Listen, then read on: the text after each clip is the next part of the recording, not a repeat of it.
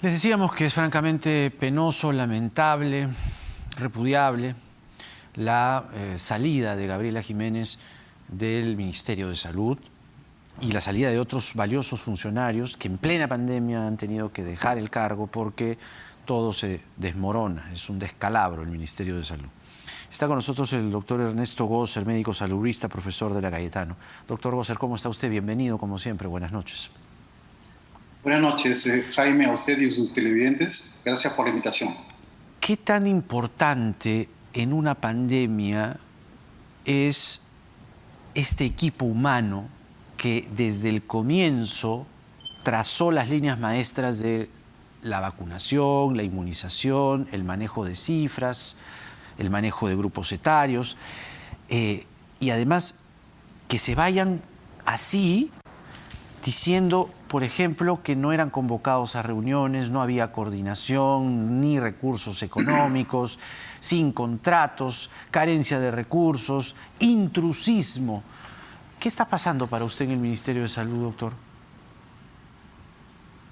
Bueno, hay un desorden y un desánimo total, ¿no?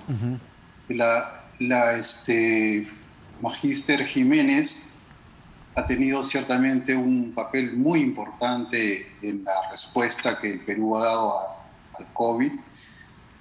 Y una cosa importante es que la confianza y el liderazgo no se construye de un día para otro, ¿no? Y eso nos ha costado también, es una inversión. Es una persona capaz y honesta y trabajadora, pero al país también nos ha costado todo este tiempo que han tenido que usar para poder organizar los equipos, establecer relaciones de confianza, organizar, encontrar las estrategias, porque ellos han ido probando hasta que encontraron la estrategia más adecuada y a partir de ese momento la llegada de las vacunas permitió que esos equipos se fueran expandiendo. Pero lo que ella señala, ella hace unos 15 días da un mensaje de ánimo, de seguir adelante, porque tienen un compromiso, que es el que tienen las personas como ella y las personas que trabajan en todos los establecimientos del Perú. Sin embargo, hay cosas que ya nos enteraremos con mayor detalle en los siguientes días, pero ¿cómo puede continuar una persona que no es en un cargo tan importante y tan delicado, de tanta responsabilidad, si no tiene el respaldo de sus superiores, de sus autoridades? Tenían 2.000 y pico de equipos y necesitaban 6.000 brigadas. Hace poco nos preguntaron por qué estrategia puede hacer el Perú para llegar a los sitios donde todavía falta vacunar.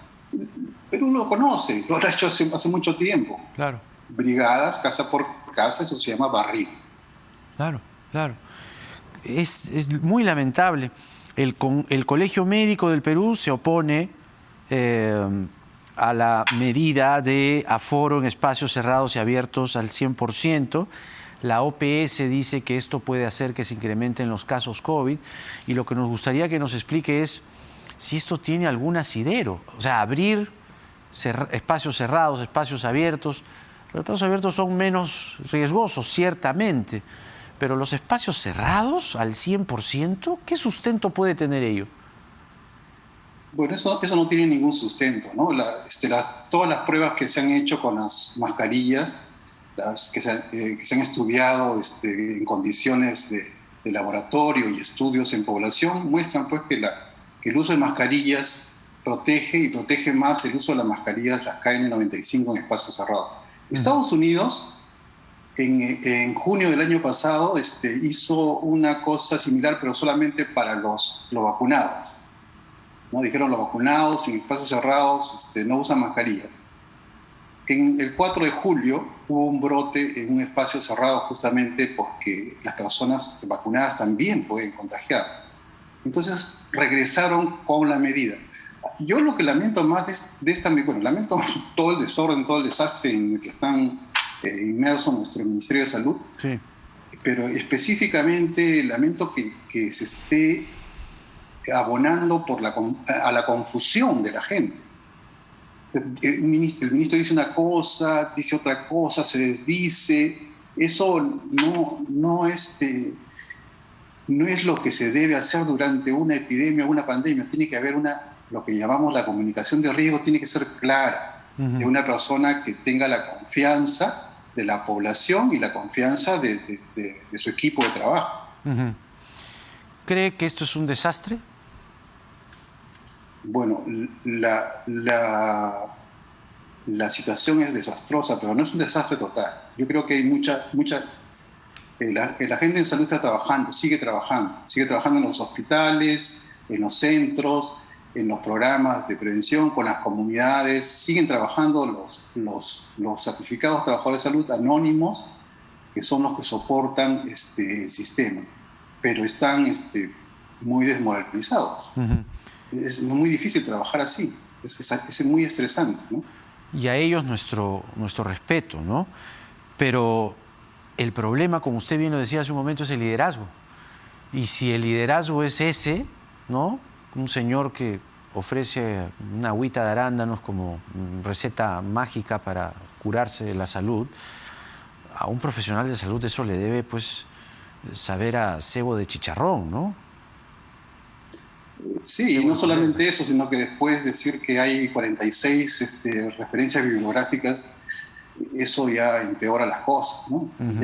¿Qué confianza se puede tener en el sector académico, científico, cuando una persona hace afirmaciones de esa naturaleza? Entonces, a mí me parece lamentable que el gobierno por mantener a una persona que no sé por qué razones la tiene ahí, esté poniendo en riesgo todo lo que ha costado construir, como digo, a lo largo de los años, y desde el momento que empezó la pandemia, el año 2020 hemos tenido, recuerden, una situación muy delicada. Tuvimos la primera ola, tuvimos no teníamos vacunas porque no existían todavía, y después hemos tenido gestiones que han podido orientar mejor las acciones, y eso se está poniendo en riesgo ahora. Claro. Ahora que estamos en una situación en la que estamos en una situación de tránsito, ¿no?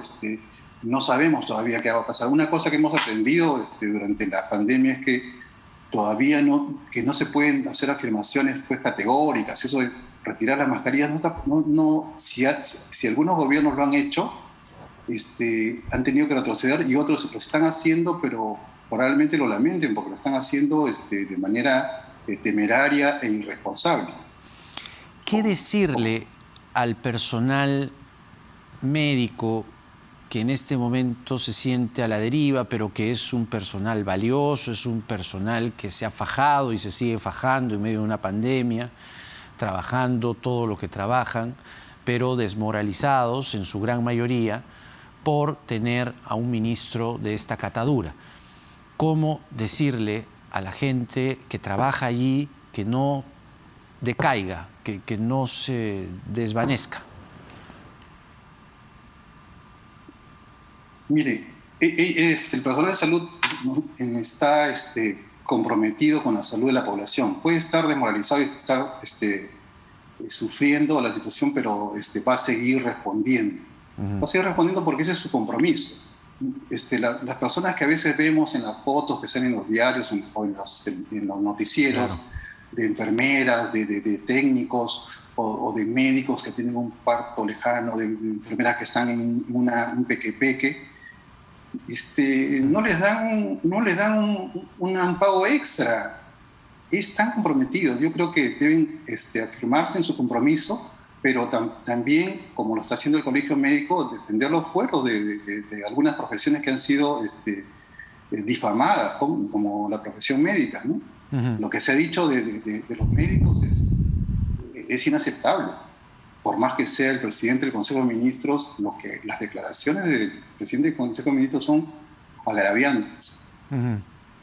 No se puede decir eso, que por esas razones que señala que los médicos malogran los aparatos, que haya ocurrido hechos en algún lugar, no quiere decir que todos los médicos o la mayoría, ni siquiera un grupo pequeño es responsable de eso. Eso es un agravio muy grande que espero que sea limpiado debidamente, ¿no? O sea, para que quede claro, Vamos a estar con dos periodistas luego en el siguiente bloque para mirarnos en el espejo de Colombia y de México, ¿no?, respecto a estas medidas sanitarias, pero no existe entonces, usted que es médico saludista, no existe un protocolo que diga, sí, espacios cerrados al 100%. El caso de Estados Unidos es clarísimo.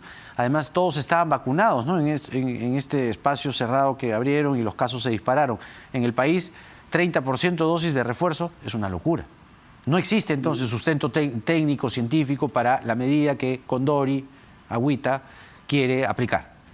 No, no existe sustento técnico y eso, por ejemplo, en gobiernos que han hecho medidas algo semejantes, como en Gran Bretaña, la comunidad científica se ha pronunciado en contra de esa medida. Claro.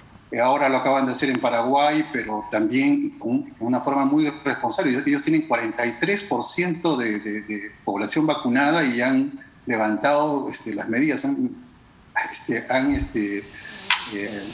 permitido aforos de 100%, han quitado mascarilla en muchos sitios, y esto está causando confusión. Yo creo que una cosa que me interesa, si ya tengo pocos segundos, es señalar a la población que debemos seguir usando las mascarillas en los espacios cerrados.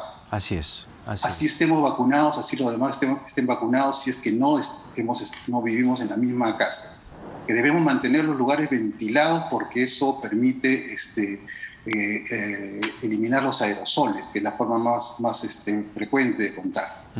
Y que seguimos lavando las manos y los aforos, obviamente, tienen que ser los que están establecidos por el propio Ministerio de Salud y por el Estado. Hay niveles de alarma, niveles de alerta que establecen los aforos. Si algo se tiene que cambiar ahí, se tiene que realizar y sustentar científicamente. El Ministerio de Salud tiene en el Instituto Nacional de Salud a una unidad que se encarga de buscar evidencias. La Seguridad Social tiene otra que se llama el IETSE. Entonces, si están también las universidades que pueden discutir y revisar qué es lo que le conviene al país para hacer un tránsito seguro a una situación de mayor protección. Por supuesto que debemos flexibilizar, tenemos que regresar, no tenemos que vivir con temor todo el tiempo. Ahora están reduciéndose los casos, pero tenemos que hacerlo con prudencia. Así es. El doctor Ernesto Gosser, médico saludista, profesor de la Cayetano. Gracias, doctor Gosser, como siempre. Un gusto. Que tenga usted buenas noches. Hasta luego.